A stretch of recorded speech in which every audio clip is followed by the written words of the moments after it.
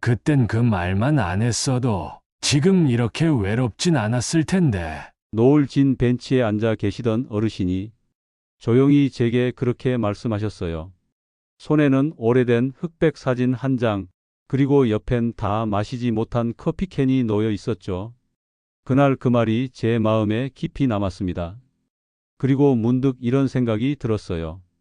혹시 지금도 누군가는 그 한마디 한 선택을 붙잡고 혼자 가슴 아리하고 계신 건 아닐까?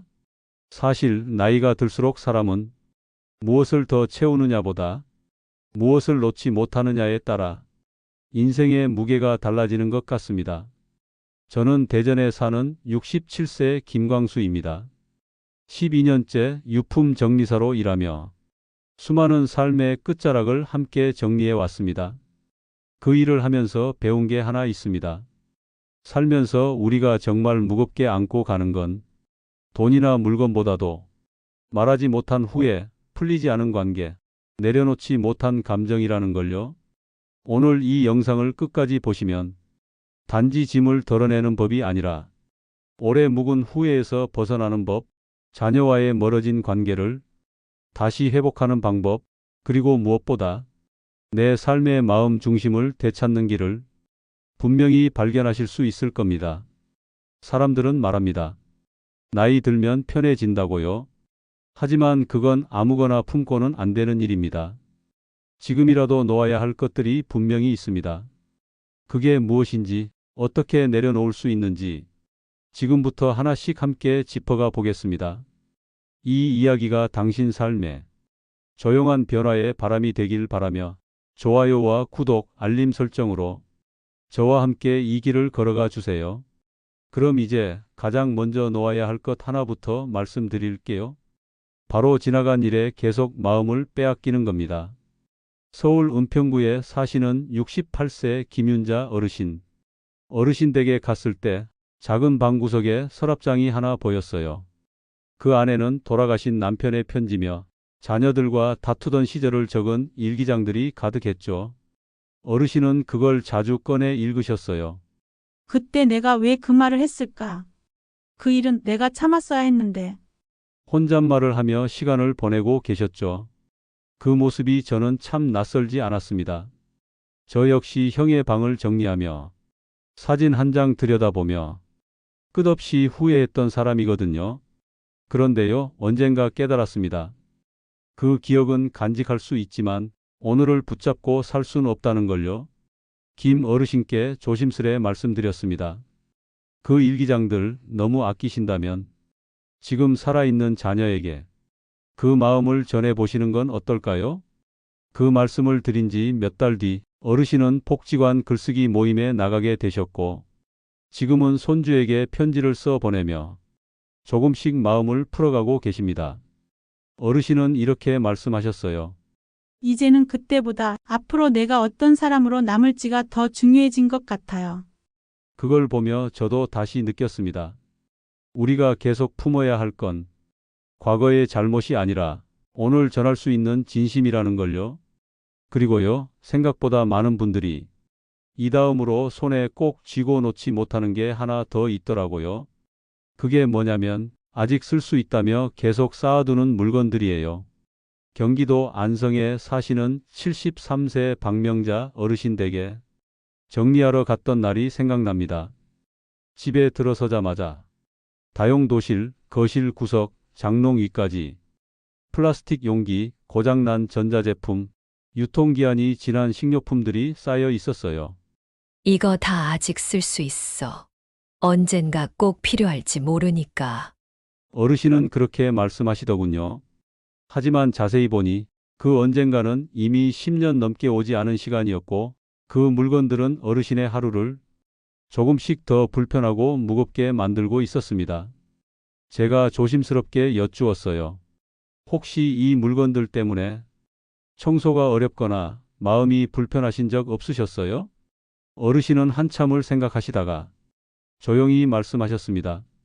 그래 사실 치울 때마다 허리도 아프고 먼지 쌓이는 거 보면 짜증 날 때도 있어. 근데 막상 버리려니 아까워서 그게 잘 안 돼. 그 마음 저도 너무 잘 압니다. 저 역시 예전엔 고장난 시계며 쓴 지 오래된 물건들을 언젠가 쓸 수도 있지 하며 쌓아뒀거든요. 하지만요, 그걸 한번 다 꺼내서 정리하고 나니 마음도 집도 훨씬 더 편해졌습니다. 어르신께도 말씀드렸죠. 그 물건들이 우리를 지켜주는 게 아니라 이젠 우리가 그 물건에 갇혀 있는 건 아닐까요? 그 말씀에 용기 내신 어르신은 며칠 동안 큰 비움 정리를 하셨고 지금은 손주가 놀러 와도 할머니 집 되게 넓어졌네 라며 좋아한다고 하셨습니다. 혹시 지금 당신의 집 어딘가에도 아직 괜찮아, 언젠가는 쓸지도 몰라 하며 놓지 못한 물건들이 있으신가요? 저도 그런 것들을 내려놓고 나서야 비로소 알게 됐습니다. 진짜 채움은 꼭 필요한 것만 곁에 둘 때 비로소 시작된다는 걸요. 그리고 그때부터였어요. 물건뿐 아니라 내 마음까지 정리하고 싶다는 생각이 들기 시작했답니다. 그 다음으로 제가 마주한 건 물건보다 훨씬 더 무겁고 가끔은 아프기까지 한 것이었습니다. 그건 바로 사람 사이의 관계였습니다. 물건을 내려놓고 나니까요. 한 가지가 더 마음에 남더군요. 이제는 사람을 좀 정리해야 할 때가 아닌가. 근데 이게 참 어렵더라고요. 물건은 쓰지 않으면 버릴 수 있는데 사람과 사람 사이의 관계는 쓰지 않아도 마음에 계속 남아 있거든요. 진해에 사는 72세 양인자 어르신. 작년 봄에 처음 뵈었어요. 말씀도 밝고 정리도 잘하시던 분인데 딱 한 군데 서재 한 켠만은 손도 못 대시더라고요. 알고 보니 40년 지기 친구가 쓴 편지며 사진, 그리고 연락이 끊긴 지 8년이 넘은 카톡 메시지까지 전부 고스란히 남겨두고 계셨습니다. 이 친구가요. 마지막에 서로 말이 좀 오갔는데 그때 내가 그 말을 너무 세게 했어요. 그 이후로 연락이 끊겼는데 지금은 자존심도 상하고 어떻게 먼저 연락을 해야 할지 모르겠어요. 어르신은 그 마음을 매일 꺼내 읽으면서도 한 번도 밖으로는 꺼내놓지 못하고 계셨던 겁니다. 제가 드릴 수 있는 말은 하나였습니다. 어르신, 우리가 평생 모아온 것 중에 지금 삶을 무겁게 만드는 건 돈도 물건도 사람도 아닙니다. 그때 하지 못한 한마디입니다. 며칠 뒤 어르신께서 전화를 주셨어요. 편지 한 장 써서 그 친구분의 옛 주소로 조심스레 보내셨다고요. 뭐라 써야 할지 몰라서 그냥 그때 내가 미안했어. 지금도 생각나? 잘 지내지? 딱 이 세 줄만 적었어요. 그 편지가 답장을 받았는지 관계가 회복됐는지는 아직 모릅니다. 하지만 어르신은 말씀하셨습니다. 그걸 보내고 나니 왠지 마음속 먼지가 좀 걷히는 느낌이에요. 이젠 그 사람 생각이 나도 덜 미안해요. 조금은 편해요. 이 이야기를 전하면서 저도 꼭 말씀드리고 싶은 게 있습니다. 평생 붙잡고 살아온 사람이라고 해서 그 관계가 내 삶을 지켜주는 건 아닙니다. 때론 그 관계가 오히려 내 오늘을 잠식하고 있는 건 아닐지 생각해 볼 필요가 있습니다. 자식이든 배우자든 친구든 형제든 내 마음을 상하게 하고 계속 죄책감과 섭섭함만 남겨놓는 관계라면 그건 붙잡는 사랑이 아니라 묶여있는 감정일 수도 있습니다. 정리란 건요, 사람을 미워해서 하는 게 아닙니다. 내 마음을 보호하기 위해서 하는 겁니다.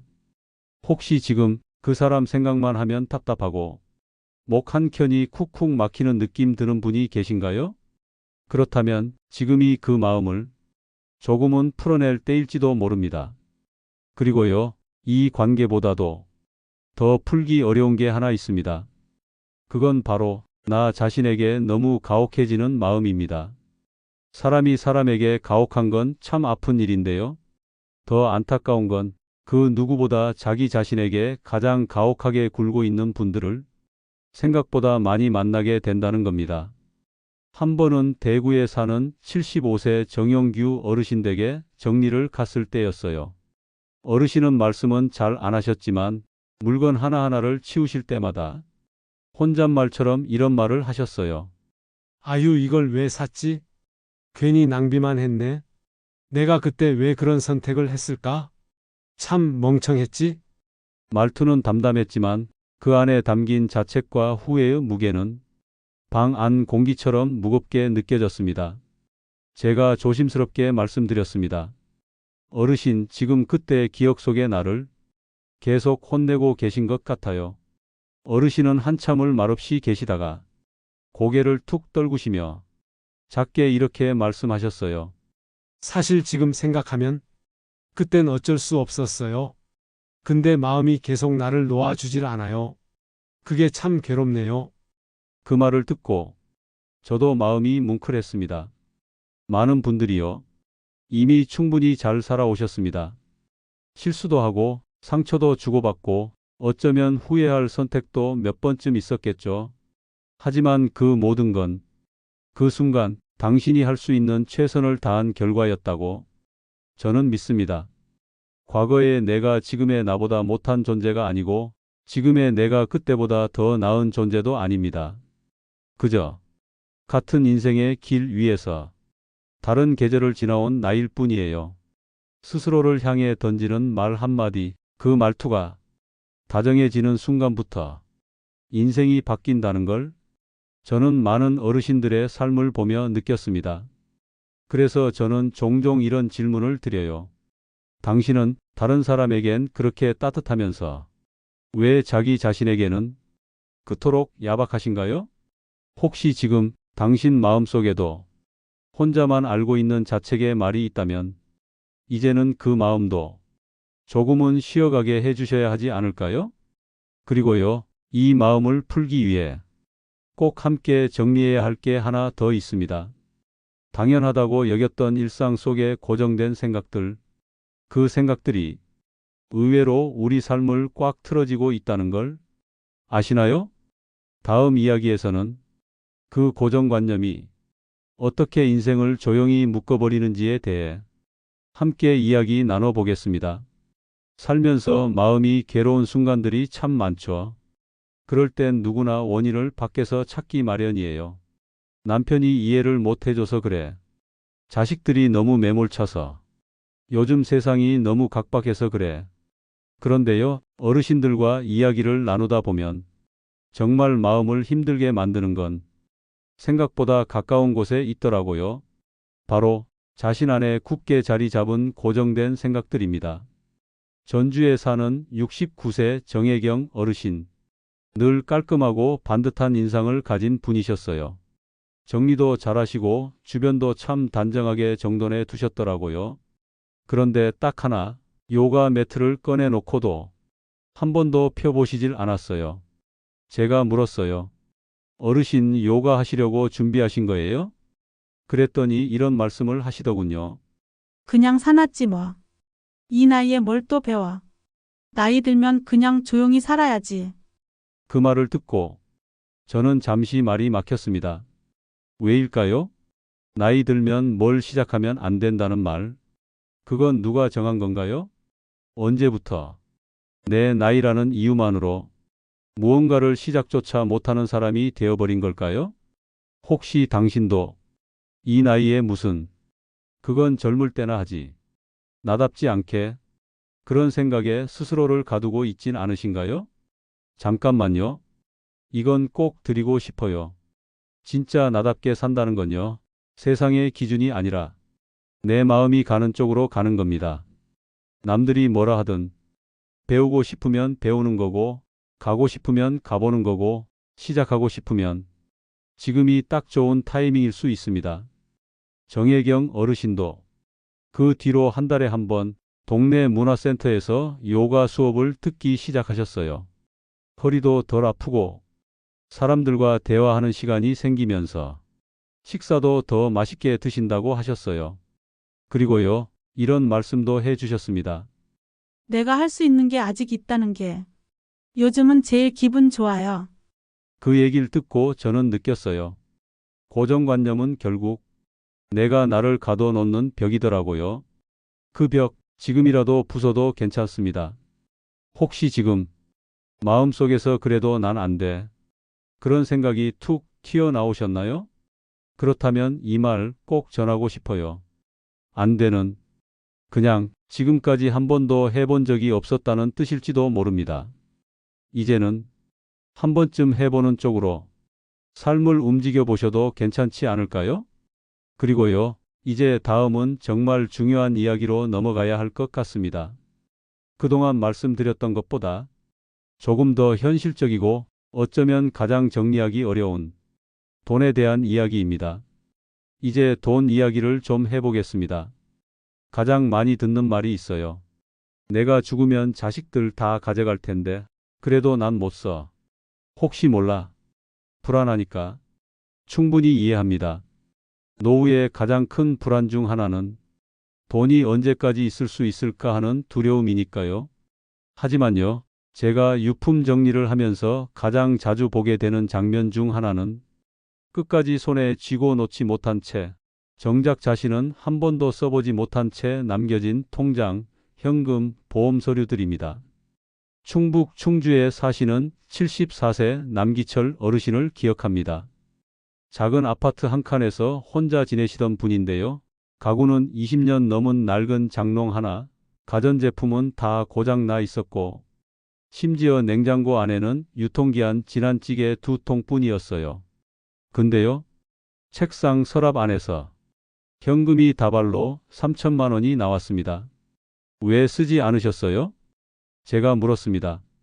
어르신은 한참을 침묵하시다 이렇게 말씀하셨습니다. 혹시 내가 아플까봐. 혹시 병원비가 많이 들까봐.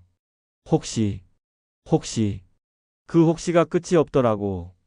그리고 마지막으로 작은 목소리로 이런 말을 덧붙이셨어요. 근데 말이야, 그 돈 쓸 새 없이 몸이 먼저 망가지더라. 그 말을 듣고 저는 참 마음이 아팠습니다. 물론 돈은 언제나 조심해야 하고 계획도 세워야 합니다. 하지만요, 돈을 지키겠다는 생각에만 몰두하다 보면 정작 가장 소중한 오늘을 잃게 됩니다. 불안해서 못 쓰고 막상 병원에 가도 이 정도면 참을 수 있어요 하고 돌아서고 자식들이 뭐 하나 사오면 괜히 돈 썼다라며 한 소리 하고 그런 삶을 매일 반복하다 보면 남는 건 돈이 아니라 불신과 거리감이 되는 경우가 많습니다. 혹시 지금 당신도 그런 마음을 품고 계시나요? 내가 힘들 때를 대비해서 혹시 자식들이 몰라줄까봐 또는 막연히 불안해서 돈을 쥔 손을 놓지 못하고 계시나요? 그 마음 이해합니다. 저도 한때는 그랬거든요. 근데요, 지나고 나니 알겠더라고요. 돈은 평생을 쥐고 살아도 마음의 불안을 완전히 없애주진 않더라고요. 오히려 지금 내 곁에 있는 사람들과 따뜻한 밥 한 끼, 따뜻한 말 한마디, 그게 내 삶을 훨씬 더 단단하게 만들어줍니다. 돈 물론 중요합니다. 하지만 정말 중요한 건 그 돈을 내가 어디에, 어떻게, 누구를 위해 쓰느냐입니다. 자, 이제 마지막으로 꼭 한번 생각해 봐야 할 것이 하나 남았습니다. 그건 내가 죽은 후 남겨질 것들에 대한 이야기입니다. 많은 분들이 이런 말씀을 하세요. 나는 그냥 조용히 가면 돼. 자식들이 알아서 하겠지. 그 말 어쩌면 마음속 깊은 배려이자 체념이겠지만 저는 그럴 때마다 이렇게 여쭤봅니다. 정말 그렇게 가고 싶으세요? 아무 말 없이 그냥 남겨지는 사람들에게 다 맡기고요. 저는 지금까지 수천 건의 유품 정리를 해왔습니다. 그중 절반 이상은 돌아가신 분이 아무것도 정리해두지 않으셨던 경우입니다. 상자에 가득한 오래된 편지, 버리지 못한 속옷, 수첩에 적힌 비밀번호, 썼다 지운 유언 메모, 한 번도 열지 못한 보험 서류. 그리고 남겨진 가족들은 그걸 바라보며 서로를 원망하기도 하고 혹은 미처 몰랐던 삶의 단면을 보고 눈물을 쏟기도 합니다. 그게 진짜 가족에게 남기고 싶은 모습일까요?